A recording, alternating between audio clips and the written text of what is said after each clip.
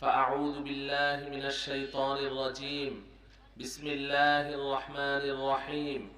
فلولا نفر من كل فرقة منهم طائفة ليتفقهوا في الدين ولينذروا قومهم إذا رجعوا إليهم لعلهم يحذرون. وقال رسول الله صلى الله عليه وسلم: طلب العلم فريضة على كل مسلم.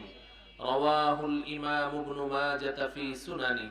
صدق الله مولانا العظيم وصدق رسوله النبي الكريم ونحن على ذلك من الشاهدين والشاكرين والحمد لله رب العالمين. সকলে একবার দুরূদ ইব্রাহিমি পড়ি। اللهم صل على محمد وعلى آل محمد كما صليت على إبراهيم وعلى آل إبراهيم إنك حميد مجيد. اللهم بارك على محمد وعلى آل محمد كما باركت على إبراهيم وعلى آل إبراهيم إنك حميد مجيد. বাংলাদেশের অতি সুপরিচিত দ্বীনি ইদারা জামিয়া কাসিমিয়া আশরাফুল উলুম মাদ্রাসার উদ্যোগে আয়োজিত অধ্যকার বার্ষিক ওয়াজ ও দোয়ান মাহফিলের সম্মানিত সভাপতি, বিশেষ করে অত্র মাদ্রাসার প্রতিষ্ঠাতা মুহতামিম, সারা বিশ্বে পরিচিত মুখ খতিবে বাঙ্গাল আল্লামা জুনাইদ আল হাবিব দামাত বারাকাতুহুম সহ ইতিমধ্যেই আজকের এই মাহফিলকে উদ্দেশ্য করে আগত আল্লাহওয়ালা বুজুর্গানে দ্বীন আহলে ইলম বিশাল এক জামাত যারা উপস্থিত হয়েছেন। আমার পাশে উপস্থিত আছেন বাংলাদেশের ঐতিহ্যবাহী দ্বীনি ইদারা বাড়িধারা মাদ্রাসার সম্মানিত মুহাদ্দিস, যিনি একটু আগে আপনাদের সামনে কথা বলেছেন। মুহতারাম হাজিরিন, আমি আপনাদের সম্মুখে সূরাতুত তাওবা এর 122 নং আয়াতটি তেলাওয়াত করেছি। তেলাওয়াতকৃত আয়াতে আল্লাহ রাব্বুল আলামিন বলেন, খুব খেয়াল করি, ফালাউলা নাফারা মিন কুল্লি ফিরকাতিন মিনহুম তাইফা। এই দুনিয়ার ঈমানদার বান্দা বান্দীরা, তোমাদের প্রতিটি এলাকা, প্রতিটি মহল্লা থেকে কিছু মানুষ কেন বের হয়ে যাচ্ছ না? কে বলছেন এই কথা? আল্লাহ রাব্বুল আলামিন। কিছু মানুষ, তাইফা এই জামাআতুন সাগীরা, ছোট্ট একটা দল, তবে প্রতিটি এলাকা থেকে বের হতে হবে। আল্লাহ বলছেন ফালাউলা এই ফাহাল্লা খরাজা ফালাউলা নাফারা, কেন বের হচ্ছ না? প্রতিটি মহল্লা, প্রতিটি এলাকা থেকে কিছু কিছু মানুষ কেন বের হচ্ছ না? কেন বের হবে? লিয়াতাফাক্কাহু ফিদ্দীন, এই মানুষগুলো বের হয়ে আমার পক্ষ থেকে অবতীর্ণ ইলমে ওয়াহি, ইলমে কোরআন, ইলমে শরিয়ত, ইলমে তরিকত, ইলমে মারিফাত তথা ইলমে দ্বীনের গভীর জ্ঞান অর্জন করবে, বুৎপত্তি অর্জন করবে, পাণ্ডিত্য অর্জন করবে। এই ইলমে দ্বীনের গভীর জ্ঞান অর্জন করার জন্য, পাণ্ডিত্য অর্জন করার জন্য প্রতিটি মহল্লা থেকে কিছু কিছু মানুষ কেন বের হয়ে যাচ্ছে না? বুঝে থাকলে বলুন, আল্লাহ পাক সব মানুষদেরকে বের হতে বলেছেন না কিছু মানুষকে? কিছু মানুষকে। মাশাআল্লাহ, সব মানুষকে বের হতে বলেননি। প্রতিটি মহল্লা থেকে কিছু মানুষ বের হও, কিছু মানুষ বের হও। বের হয়ে কি করবে? আমার নাজিল করা এই ইলমে দ্বীন, এই ইলমে কোরআন, ইলমে হাদিসের গভীর জ্ঞান অর্জন করবে, পাণ্ডিত্য অর্জন করবে। এই কথাটা মাথায় রাখেন। আয়াতের বাকি অংশ আমি পরে বলছি। যেই হাদিস আমি একটি পাঠ করেছি, হাদিসটি অতি প্রসিদ্ধ হাদিস, প্রায় আমরা সকলেই জানি। হাদিসটি না জানলেও এর অনুবাদ আমরা সবাই জানি। নবীজি সাল্লাল্লাহু আলাইহি ওয়াসাল্লাম ইরশাদ করেন, তালাবুল ইলমি ফারিদাতুন আলা কুল্লি মুসলিম, ইলমে দ্বীন শিক্ষা করা প্রত্যেক মুসলমানের উপরে ফরজ। বলেন এই হাদিসটা আপনারা সবাই জানেন কিনা? সবাই শুনেছেন। আমার মনে হয় একজনও বাকি নেই যে হাদিসটি শুনেছি।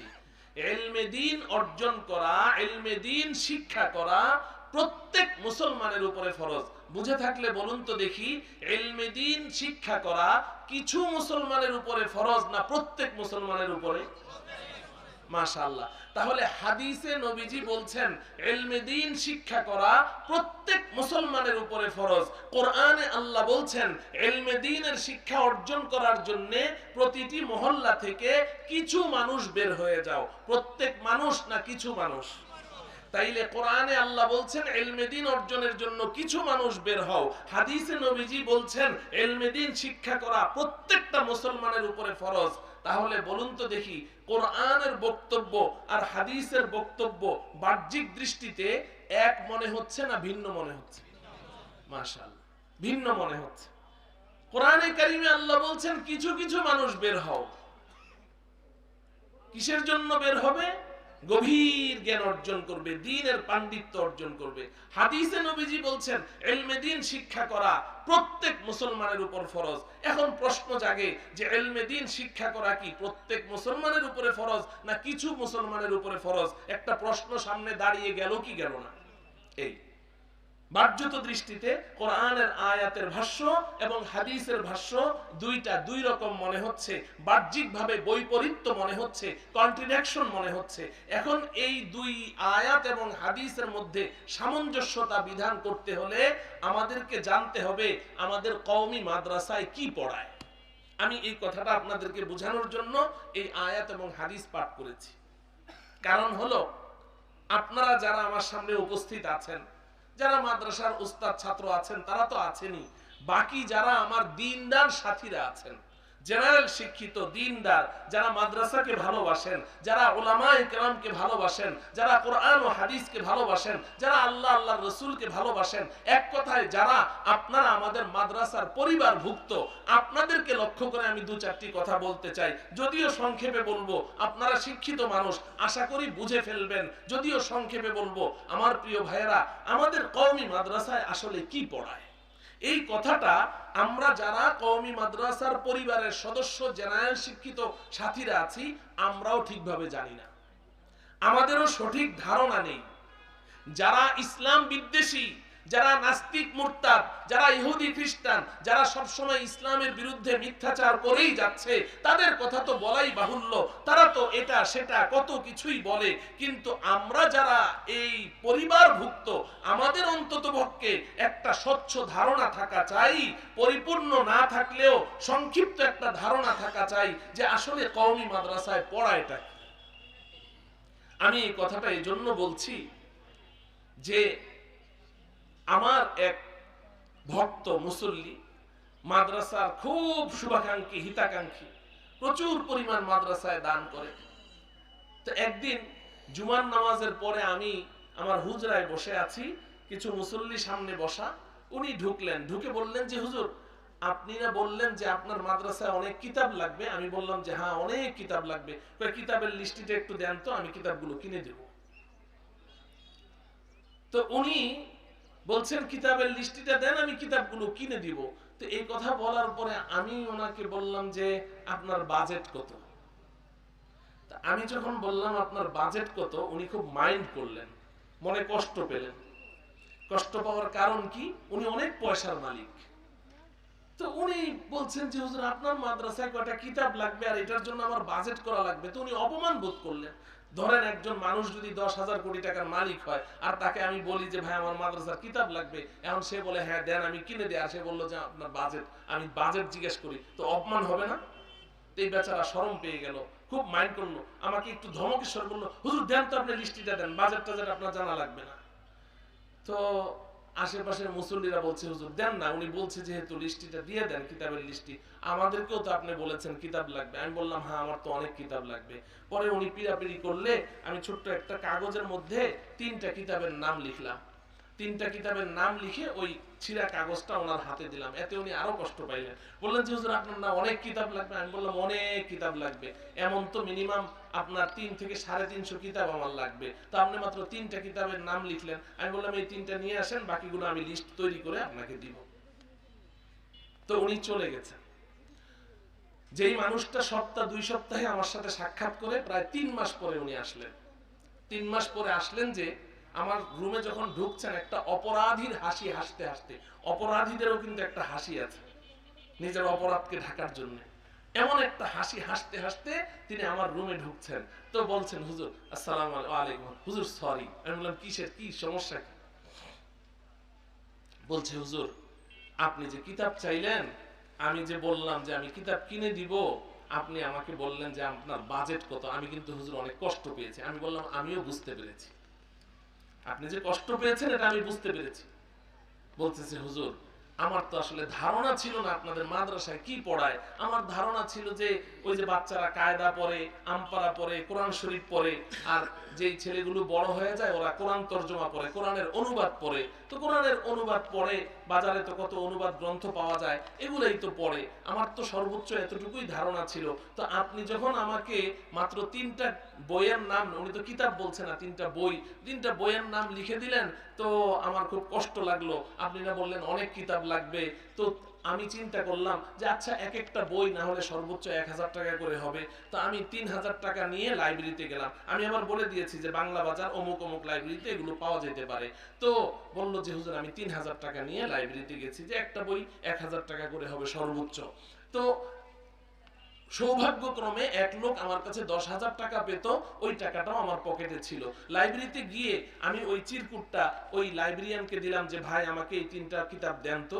তো লাইব্রেরিয়ান ওই লিস্টিটা দেখে সাথে সাথে আমার চেহারার দিকে তাকিয়ে বলছে, ভাই আপনার বাজেট কত?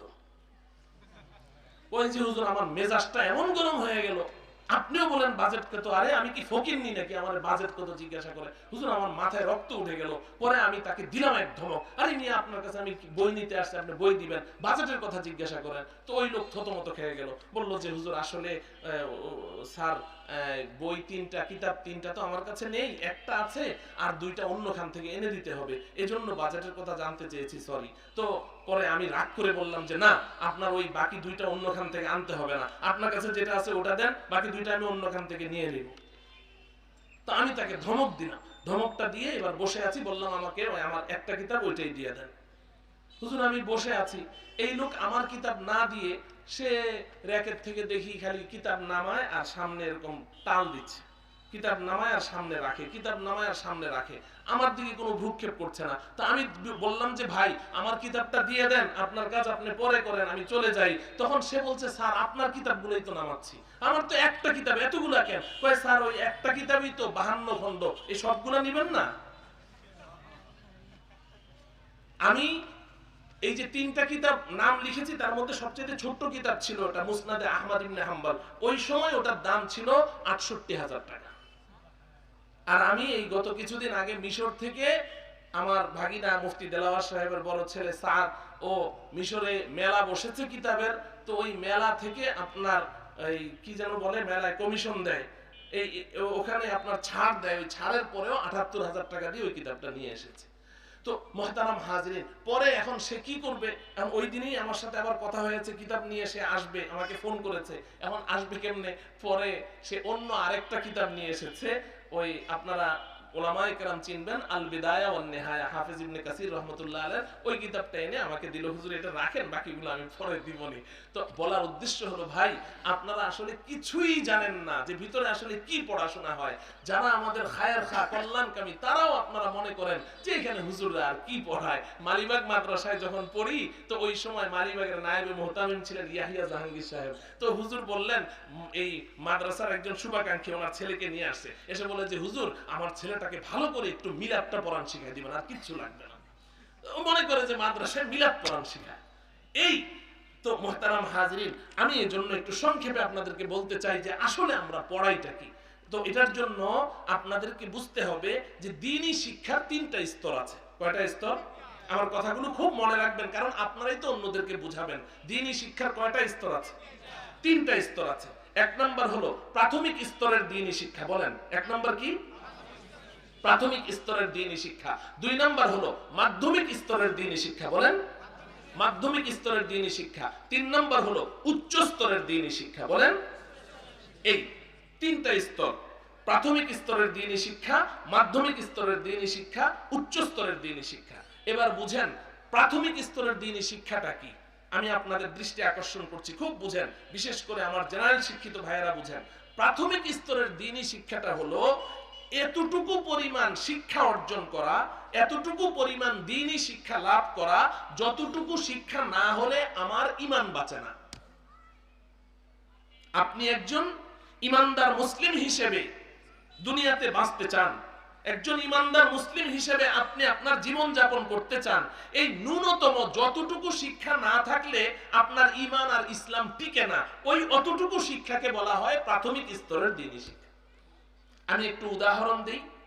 আমি একজন ঈমানদার মুসলমান হিসেবে বাঁচতে চাই, তাহলে কালিমায়ে তয়্যিবা লা ইলাহা ইল্লাল্লাহু মুহাম্মাদুর রাসূলুল্লাহ, কালিমায়ে শাহাদাত আশহাদু আল্লা ইলাহা ইল্লাল্লাহু ওয়া আশহাদু আন্না মুহাম্মাদান আবদুহু ওয়া রাসূলুহু, ঈমানে মুজমাল, ঈমানে মুফাসসাল। মুরব্বিরা ছোটবেলায় মক্তবে পড়েছেন আমানতু বিল্লাহি ওয়া মালাইকাতিহি ওয়া কুতুবিহি ওয়া রুসুলিহি ওয়াল ইয়াউমিল আখিরি ওয়াল কদরি খাইরিহি ওয়া শাররিহি মিনাল্লাহি তাআলা ওয়াল বা'থি বা'দাল মাউত। নবীজি সাল্লাল্লাহু আলাইহি সাল্লামকে হযরতে জিবরাইল আলাইহিস সালাম অপরিচিত একটা মানুষের রূপ ধরে নবীজির কাছে আসলেন, সাহাবায়ে কেরামের সামনে নবীজির জীবনের একদম শেষ মুহূর্তে, একেবারে 10ম হিজরিতে হযরতে জিবরাইল আসলেন মানুষের রূপ ধরে, নবীজিও চিনেন না, সাহাবায়ে কেরামও চিনেন না, অপরিচিত একজন মানুষ এসে ঢুকলেন, এসে ঢুকেই বললেন মাল ঈমান, ঈমান কাকে বলে, ঈমান কাকে বলে? নবীজি সাল্লাল্লাহু আলাইহি সাল্লাম উত্তর দিলেন আল ঈমানু আন তুমিনা বিল্লাহি ওয়া মালাইকাতিহি ওয়া কুতুবিহি ওয়া রুসুলিহি ওয়াল ইয়াউমিল আখিরি ওয়াল কদরি খাইরিহি ওয়া শাররিহি মিনাল্লাহি তাআলা ওয়াল বা'থি বা'দাল মাউত। এই আগন্তুক ব্যক্তি, এই প্রশ্নকারী শুনো, ঈমান হচ্ছে এই 7টি বিষয়ের উপরে সঠিক বিশ্বাস স্থাপন করাকে ঈমান বলা হয়। ও আমার প্রিয় ভাইয়েরা, এখন নবীজি যে ঈমানের ডেফিনেশন দিলেন, ঈমানের মধ্যে 7টি বিষয়ের কথা বললেন, এই 7টি বিষয়ের শিক্ষা অর্জন করা কিছু মুসলমানের দরকার না সব মুসলমানের? হ্যাঁ, এটা প্রাথমিক স্তরের শিক্ষা। এতটুকু না হলে তো আমার ঈমান বাঁচে না। আচ্ছা বলেন, আমি একজন ঈমানদার মুসলিম হিসেবে বাঁচতে চাই, নামাজ লাগবে কি লাগবে না? লাগবে? সবাই বলে না নামাজ লাগবে। যুবক ভাইয়েরা, লাগবে নামাজ? নামাজ ছাড়া ঈমান টিকে না। আগে তো মানুষ হাসতে হাসতে বলতো, এখন কিন্তু সিরিয়াসলি বলে, কয় যে হুজুর নামাজ না পড়লে কি হবে, আমার ঈমান ঠিক আছে। বলে কি বলে না? নামাজ না পড়লে ঈমান থাকে না? ঈমান থাকে না। নবীজি সাল্লাল্লাহু আলাইহি সাল্লাম বলেছেন বাইনাল আবদি ওয়াল কুফরি তারকুস সালাহ, কে ঈমানদার কে বেঈমান কারো কপালে লেখা থাকে না। লেখা থাকে কি? তাহলে আমি বুঝবো কেমনে আপনি ঈমানদার? নবীজি বলেন আমি একটা চিহ্ন বলে দেই, ওই চিহ্ন দেখে দেখে তুমি সিদ্ধান্ত নিবে কে ঈমানদার। তুমি দেখো লোকটা নামাজ পড়ে কিনা। যদি নামাজ পড়ে তাহলে তুমি সাক্ষী দাও লোকটা ঈমানদার। আর যদি নামাজ পড়ে না কিন্তু খুব ভালো মানুষ, বড় দানশীল, তুমি বলো অনেক বড় দানশীল, সত্যবাদী, তুমি বলো অনেক বড় সত্যবাদী, বড় বিনয়ী, বলো লোকটার মধ্যে অনেক বিনয় আছে, বড় পরোপকারী, বলো লোকটা অনেক পরোপকারী, অনেক ভালো, হাজারবার বলো, কিন্তু একবারও বলতে পারবা না লোকটা ঈমানদার। ঈমানদার বলতে হলে কি লাগবে? তাহলে এখন আমি একজন ঈমানদার মুসলমান হিসেবে বাঁচতে চাই, নামাজ যদি লাগে তাহলে নামাজের জন্য পবিত্রতা অর্জন করা লাগবে কি লাগবে না? এখন পবিত্রতা অর্জন করতে গেলাম, এখন দেখি যে পবিত্রতা অর্জন করতে গেলে কিছু আছে ছোট নাপাকি, কিছু আছে বড় নাপাকি। ছোট নাপাকি থেকে ওযু করলেই পাক হওয়া যায়, আবার বড় নাপাকি থেকে ওযু করলে পাক হওয়া যায় না, গোসল করা লাগে। তাইলে এখন ছোট নাপাকি গুলো কি কি? ওই ইলম কিছু মানুষের অর্জন করলে চলবে না সবার? হ্যাঁ, সবার। বড় নাপাকিগুলো কি কি? আবার গোসল করব যে গোসলের করার ফরজ, গোসল করার পদ্ধতি কি, এগুলো আমার জানতে হবে কি জানতে হবে না? একজন ঈমানদার মুসলমান হিসেবে বাঁচতে হলে এটা আমার জানতে হবে। মুহতারাম হাজিরিন, সময় যেহেতু সংক্ষেপ, এজন্য আমি শুধু উদাহরণ স্বরূপ বললাম। তো তাহলে এই যে কিছু ইলম, কিছু শিক্ষা এমন আছে যে এই শিক্ষাটুকু অর্জন না করলে আমার ঈমান বাঁচে না, এটাকে বলা হয় প্রাথমিক স্তরের দ্বীনি শিক্ষা। কথা বুঝাতে পারলাম কি? আচ্ছা, এবার আসেন মাধ্যমিক স্তরের দ্বীনি শিক্ষা। মাধ্যমিক স্তরের দ্বীনি শিক্ষা কাকে বলা হয়? মাধ্যমিক স্তরের দ্বীনি শিক্ষা বোঝাতে হলে আমাকে লম্বা সময় নিতে হবে, কিন্তু আমি সংক্ষেপে আপনাদেরকে বলছি, আপনারা শিক্ষিত মানুষ বুঝবেন। আমাদের এই যে কওমি মাদ্রাসায়, আপনারা ইতিমধ্যে জেনেছেন কওমি মাদ্রাসার সর্বোচ্চ শ্রেণী দাওরায়ে হাদিস। এই দাওরায়ে হাদিসকে মাস্টার্স বলা হয়। এই একটা ছাত্র কমপক্ষে 15 বছর পড়াশোনা করার পরে সে দাওরায়ে হাদিস পাশ করে। এই দাওরায়ে হাদিস পাশ করতে গিয়ে তাকে কমপক্ষে 14 থেকে 15টা সাবজেক্টে পারদর্শিতা অর্জন করতে হয়। আমার জেনারেল শিক্ষিত ভাইয়েরা, আপনারা যেমন সায়েন্স নিয়ে পড়াশোনা করেন, কেউ আর্টস নিয়ে পড়াশোনা করেন, কেউ কমার্স নিয়ে পড়াশোনা করেন, এই যে আপনাদের যে বিভিন্ন সাবজেক্ট আছে না, এই সায়েন্সের মতো, আর্টসের মতো, কমার্সের মতো জটিল জটিল সাবজেক্ট, এই সহজ সহজ না, এই জাতীয় জটিল থেকে জটিলতর 14 থেকে 15টা সাবজেক্টে পারদর্শিতা অর্জন করে একটা ছাত্র দাওরায়ে হাদিস পাশ করে। এই যে সাবজেক্টগুলোর নাম আপনাদেরকে বললে এটা কানাকে হাইকোর্ট দেখানো হবে। ধরুন ইলমুত তাজবিদ, এরপরে ইলমুন নাহবু, ইলমুস সরফ, ইলমুল বালাগা, ইলমুল মানতিক, ইলমুল আদব, ইলমুল ফিকহ, ইলমু উসুলিল ফিকহ, ইলমুত তাফসীর, ইলমু উসুলিত তাফসীর, ইলমুল হাদিস, ইলমু উসুলিত তাফসীর হাদিস, এগুলো তো হলো মশহুর। এছাড়াও আরো কতগুলো প্রাসঙ্গিক সাবজেক্ট আছে। এই সমস্ত সাবজেক্টে পারদর্শিতা অর্জন করে একটা ছেলে যখন দাওরায়ে হাদিস মাস্টার্স কমপ্লিট করলো, এটা হলো মাধ্যমিক স্তরের দ্বীনি শিক্ষা।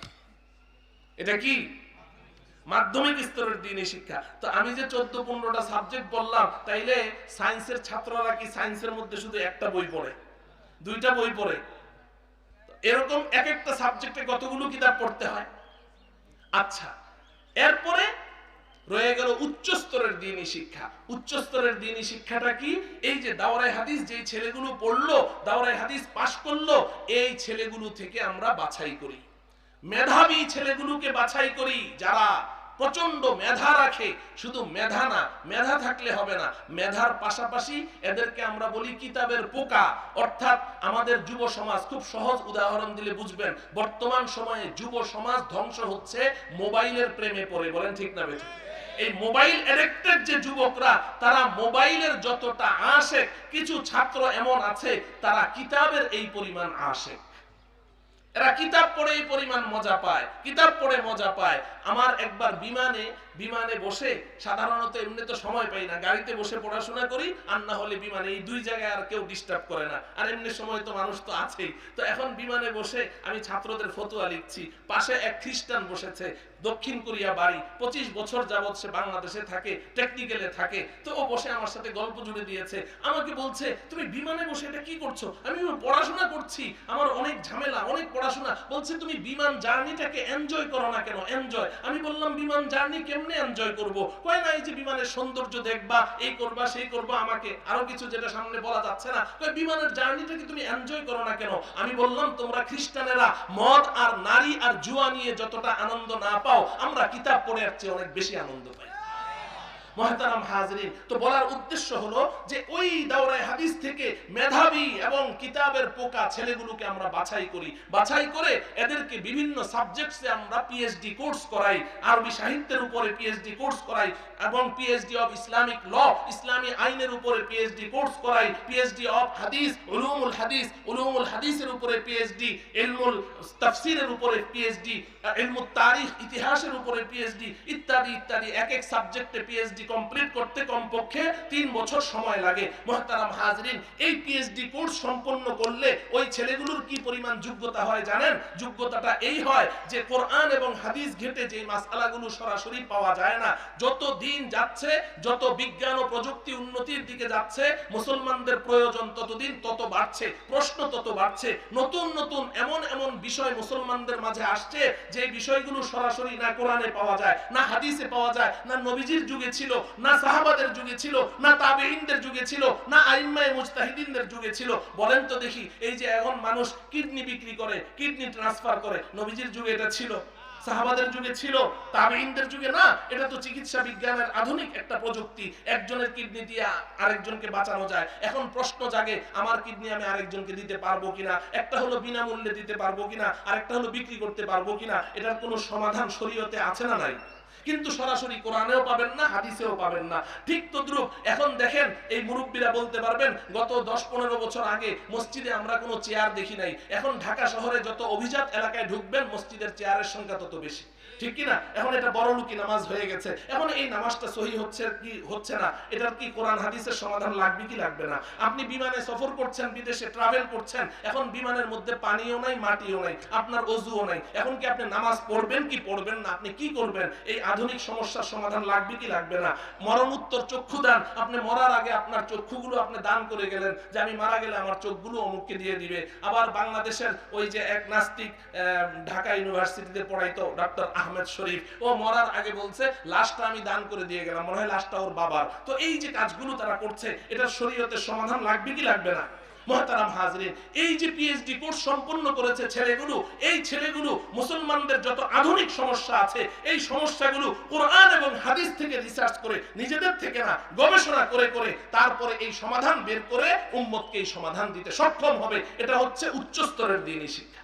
আমি আশা করি 3টা স্তর বুঝতে পেরেছেন। এখন আমার সর্বশেষ কথা হলো তলাবুল ইলমি ফারিদাতুন আলা কুল্লি মুসলিম। নবীজি হাদিসের মধ্যে যে বলেছেন প্রত্যেকটা মুসলমানের ইলমে দ্বীন শিক্ষা করা ফরজ, না কিছু মুসলমান? কথা বলে না। প্রত্যেক মুসলমান, এই প্রত্যেক মুসলমানের ইলমে দ্বীন শিক্ষা করা ফরজ মানে হচ্ছে প্রাথমিক স্তরের দ্বীনি শিক্ষা। সুবহানাল্লাহ বলেন। প্রাথমিক স্তরের, মনে আছে তো প্রাথমিক স্তরের দ্বীনি শিক্ষা? এই শিক্ষাটা কি কিছু মুসলমান শিখলে চলবে না সবার লাগবে? সবার লাগবে। শুধু মাদ্রাসায় লাগবে না, স্কুলেও লাগবে, কলেজ ইউনিভার্সিটিতেও লাগবে। লাগবে কি লাগবে না?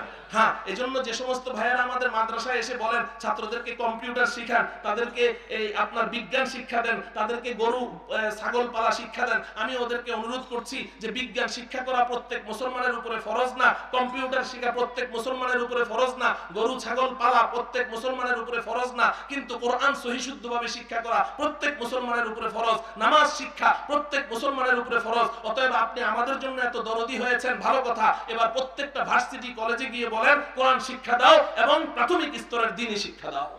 কারণ এটা ফরজ, এটা না হলে তো তারা জাহান্নামে যাবে। কিন্তু গরু ছাগল না পারলে কেউ জাহান্নামে যাবে না, আধুনিক বিজ্ঞান না শিখলে কেউ জাহান্নামে যাবে না, কম্পিউটার সায়েন্স না শিখলে কেউ জাহান্নামে যাবে না। যাবে কি? আল্লাহ আমাদেরকে বুঝার তৌফিক দান করেন। তাহলে হাদিসের মধ্যে বলা হয়েছে প্রাথমিক স্তরের দ্বীনি শিক্ষা সমস্ত মুসলমানের লাগবে, না কিছু মুসলমান? সমস্ত মুসলমান। আর কোরআনের আয়াতে আল্লাহ যে বলেছেন প্রত্যেক মহল্লা থেকে কিছু মুসলমান বের হও, কিছু মানুষ বের হও দ্বীনি শিক্ষা অর্জন করতে, এটা হলো উচ্চ স্তরের দ্বীনি শিক্ষা। এই উচ্চ স্তরের দ্বীনি শিক্ষা এটা প্রত্যেক মুসলমানের কোনোদিন সম্ভব না। এটা নবীজি বলে দিয়েছেন মান ইউরিদিল্লাহু বিহি খায়রান ইউফাক্কিহু ফিদ্দীন। আসমানের নিচে জমিনের উপরে আল্লাহ পাক সবচাইতে যার মঙ্গল বেশি কামনা করেন একমাত্র তাকেই এই উচ্চ স্তরের দ্বীনি শিক্ষার ইলম দান করেন। এটা আমরা চাইলেও পারবো না। অতএব এখন আমাদের কাজ কি? আল্লাহ পাক এই আয়াতে বলছেন ওয়ালিয়ুনদিরু কওমাহুম ইযা রাজাউ ইলাইহিম লাআল্লাহুম ইয়াহদারুন।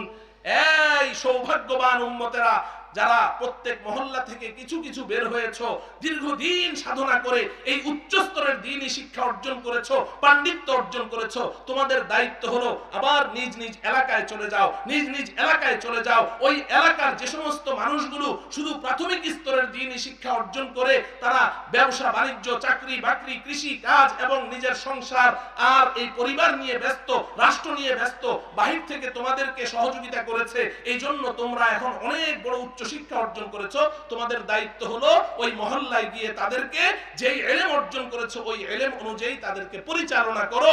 আমি আল্লাহ ওয়াদা করছি লাআল্লাহুম ইয়াহজারুন, ওই এলাকার মানুষগুলো যদি তোমাদের দিক নির্দেশনা মতো নিজের জীবনটাকে পরিচালিত করে আমি আল্লাহ তাদেরকেও জান্নাতের মালিক বানিয়ে দেব।